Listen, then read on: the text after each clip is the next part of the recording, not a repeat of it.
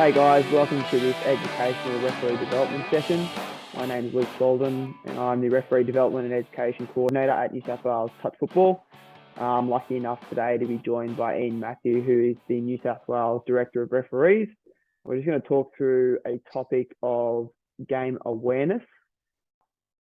Matto, obviously game awareness. These videos that we're going to go through, I acknowledge that they are from some of our representative events, so from our Junior State Cup, and there's a couple there from State of Origin, but the application of what we're going to talk about can be applied at all levels of the game.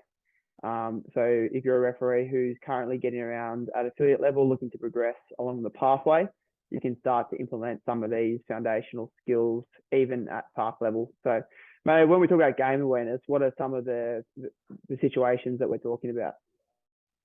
Oh, look, it's just being able to understand the game outside of just refereeing and rules.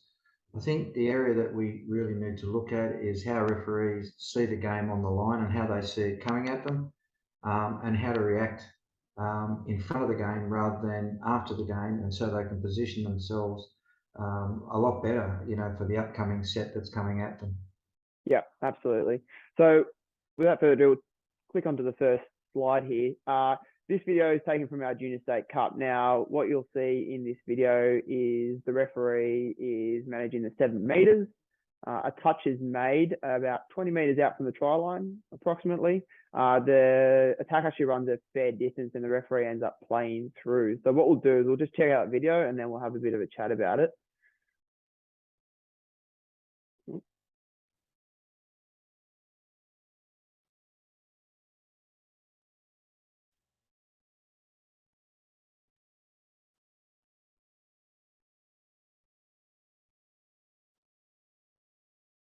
So at this point, the referee calls play through. We have a touchdown awarded in the corner. One more chance to look at it here. So that we have a bit of a static play. The drive breaks down. Referee gets to reset the 7 metres. We end up running a fair distance and playing through. So Matto, from a coaching perspective, what are you looking at here? Luke, if you could bring that video to the first touch, yep. That would be.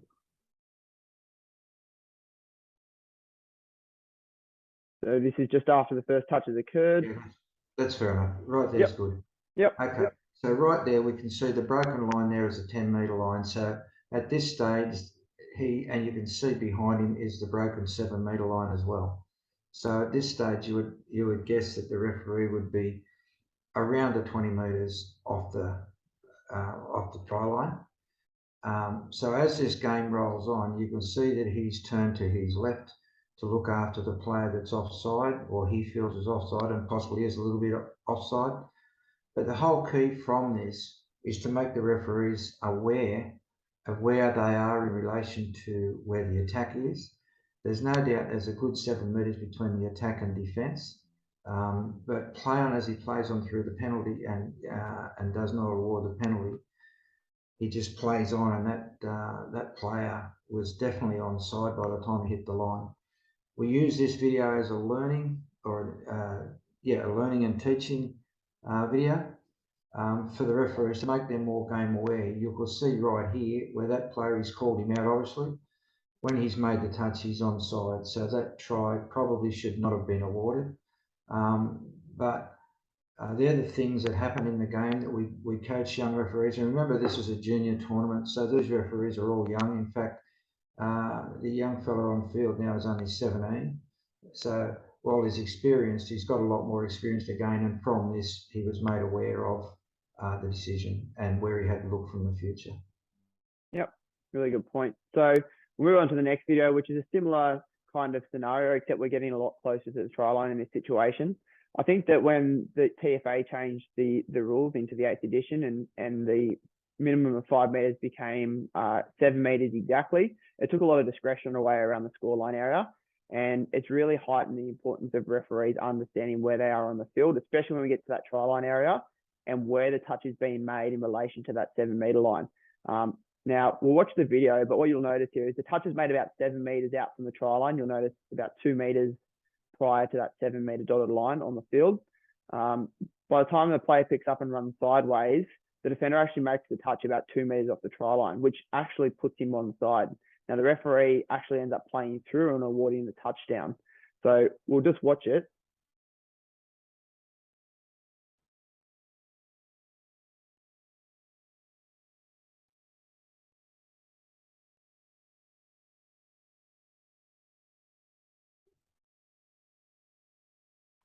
Yep. So you see there that the player had definitely retreated the 7 meters to make the touch.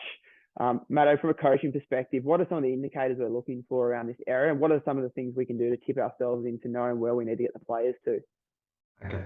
So a really good point, Luke, about the rule changes by TFA.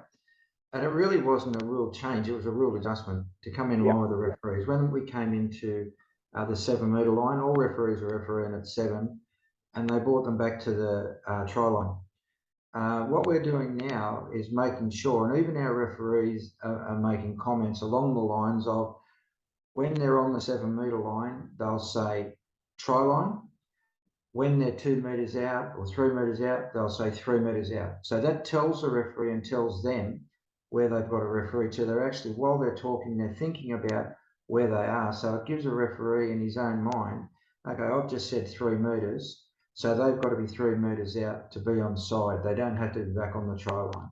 So we've gone a little bit further now, and this video is very much similar to the first video, where the ball's played like probably 10 or more meters out, and the referee calls play on when they're 2 meters out.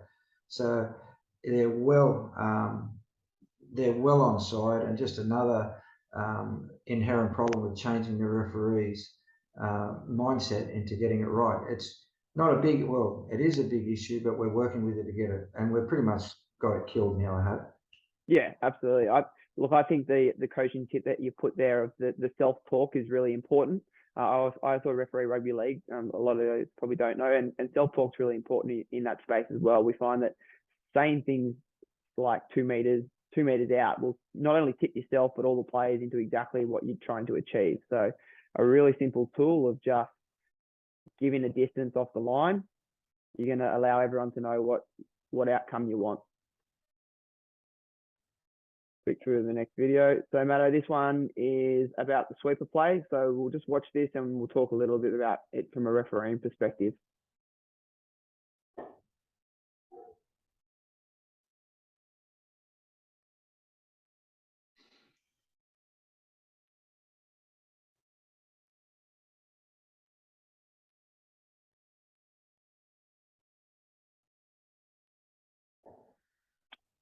So Matto, obviously we talk a little bit of heads-up refereeing, which to some may think that heads-up refereeing is considered a little bit advanced, but even as level 1 referees, it's important to understand and start to learn to read play. So what are some of the things as a referee that we're looking for when we see a sweeper play coming? Okay, so this referee to start with is all over this play and has got it pretty well sorted. What we're looking at is player movement in the background, not necessarily when the touch is made, but what's happening as the player reacts. If you could just move that video on just a little bit, Yep. I'll tell you how to stop it. Okay, you can see the player in the back that's out the back. He's the player that's going to come around. There's one coming into a half and one coming in around. And I think that's a key play, like they're squashing over this side. So, and the referee sees this coming. And normal, if you don't see this play coming, or you just look at the ball carrier, you won't see this coming. But to see the player coming around the back is the key. And the referee on field now is all over this and has got this pretty well sorted. If you just roll that along, mate, you see this guy come around the back. Once the half goes down, there he goes around the back. And that referee sees that and plays on through that and gets a good result. Yeah. It's a really important point, heads up refereeing. And the important thing is, to note as well, regardless of what play they're going to run as referees, we can start to manage the players that are closer to us, because the player who makes the touch, they need to start backpedaling to get themselves on side. So we can always come back to them. And the referee does that really well. He has the players around him on side, ready to go as the touch is made. And that allows him to come back to this player who makes the touch and get a nice early play on call out. And we end up getting an advantage and a touchdown. So, I think even at affiliate level, it's important to keep our heads up, manage the players around us first, and allow those players who are making the touch. They know they have to start to backpedal. Let's not worry about them straight away. We can turn our attention to them as they get a little bit closer to making the 7 meters. All right, Matt, this is our last video for today's session on game awareness. This is a little bit of the referee's work on the scoreline. Now, whilst we acknowledge that the penalty that the referee blows here isn't necessarily incorrect because the New South Wales team aren't moving forward to make an effort to make the touch, we want to talk about what the referee can do and indicators about when to get up and try and move players forward to avoid a penalty and when it's time to get out of the way because players are likely going to come at you. So we might watch it first.